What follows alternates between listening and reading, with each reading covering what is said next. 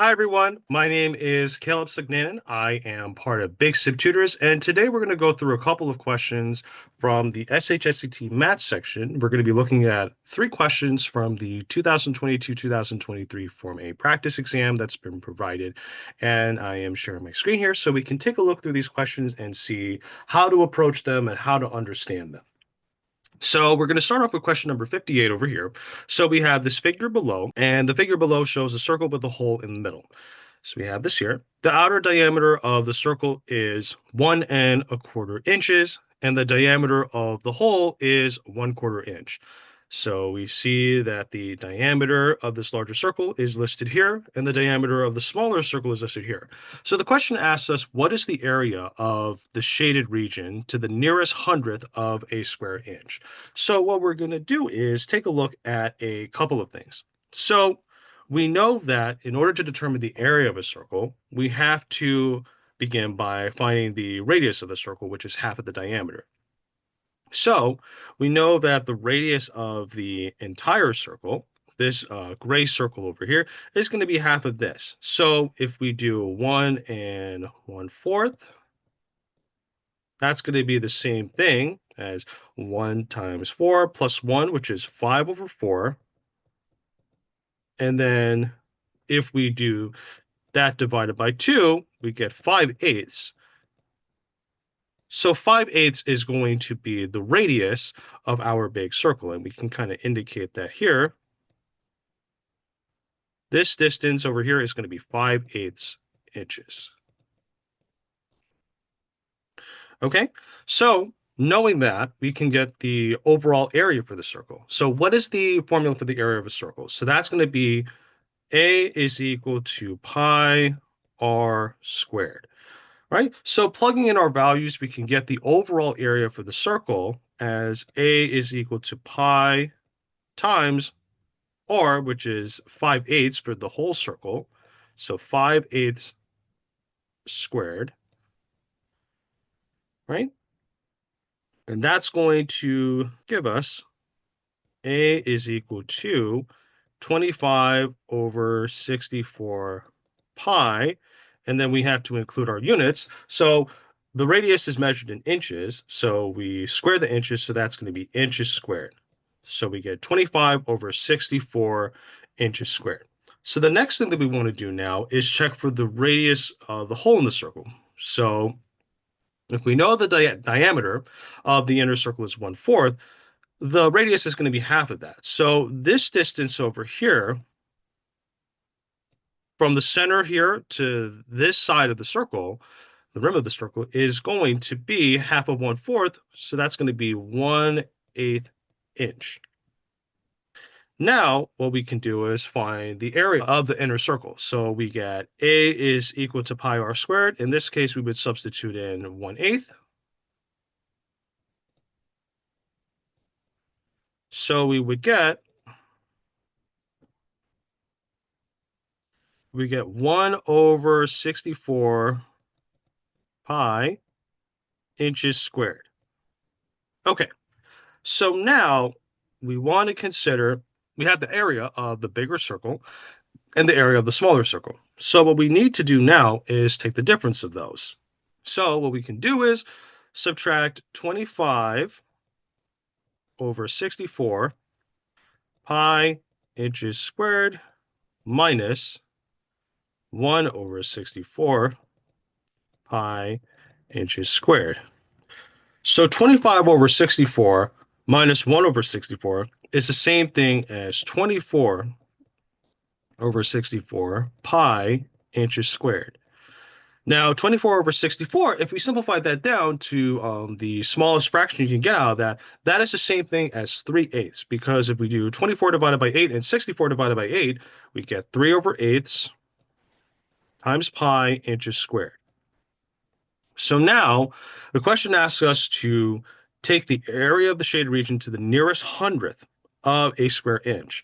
So for that, we can simply do 3/8 times pi to the nearest hundredth, which is 3.14 inches squared. And when we're able to calculate that out, we get as our area of the shaded region, the area over here, is going to be 1.175 inches squared. So you want to consider that we took the area of the outer circle and subtracted the area of the inner circle to get this number. Okay? So now we're going to move on to the next question. So question number 59 says that a homeowner has a budget of $135 for the installation of a light fixture, and the electrician charges $60 per hour plus a one-time trip charge of $45. What is the greatest amount of time and hours the electrician can work on the installation while staying within the homeowner's budget? And we want to write that answer as a decimal. So let us say that the number of hours the electrician can work is X.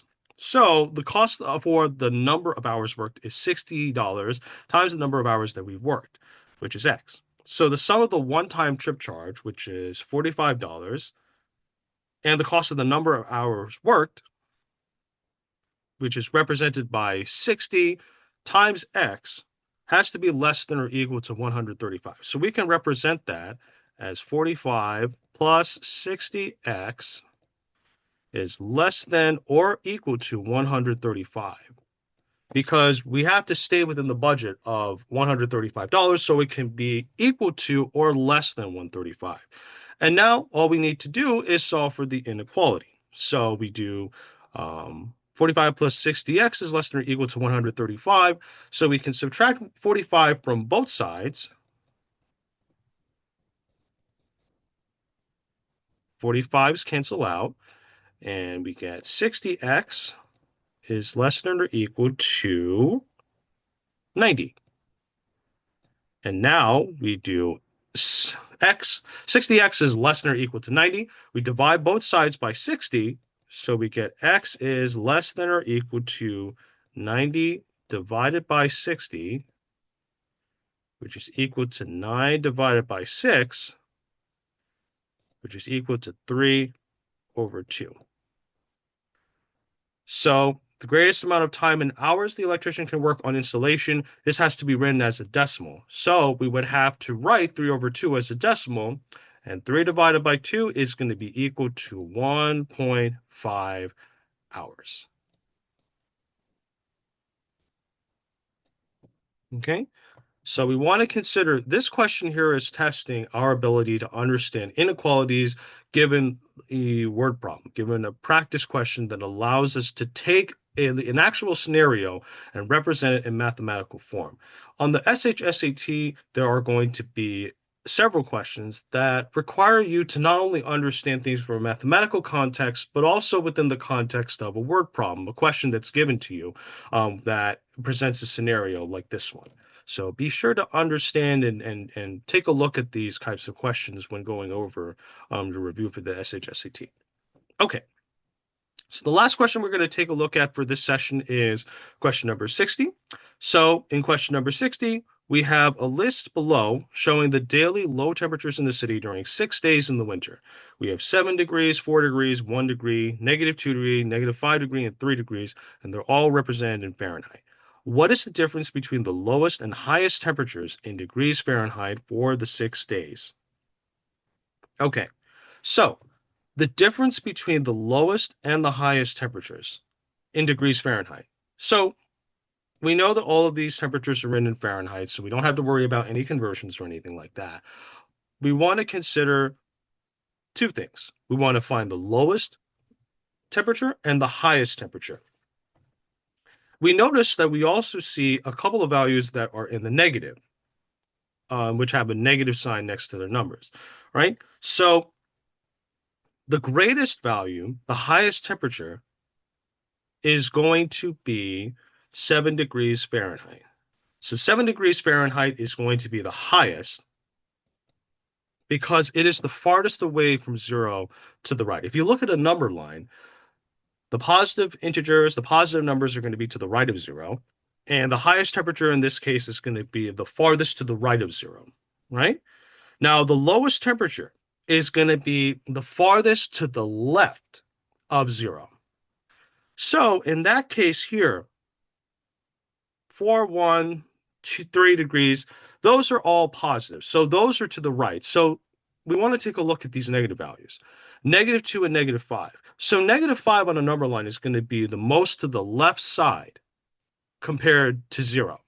So what we can say is -5 is going to be our lowest temperature. So this question is asking us to understand how we differentiate between the highest and lowest when we have numbers that are positive and negative. Because if you have a number that's negative, it's to the left of 0, and if it's positive, it's going to be to the right of 0 on a number line. So now we want to determine the difference between the two temperatures. So we take 7 degrees Fahrenheit minus -5 degrees Fahrenheit, because we're taking the difference. If we look on a number line, the difference is going to be the space between those two numbers, between the negative number and the positive number. So we have to do 7 minus -5, because that represents the space it takes for us to get between -5 and 7 on the number line. So 7 degrees Fahrenheit minus -5 degrees Fahrenheit, we have a minus sign and a minus sign here. So that's going to become a plus sign. So we have 7 degrees Fahrenheit plus 5 degrees Fahrenheit, and that is going to equal 12 degrees Fahrenheit. Okay, so this is a very, very good question to kind of test your ability to understand how number lines work and how positive and negative numbers play into that number line situation. All right. I thank you all for your time. I hope this was informative. I hope this was helpful for you. And I hope nothing but the best for you as you continue your studies. And for those of you who are preparing for the SHSAT, I hope this was a practical video for you. Take care and have a good one.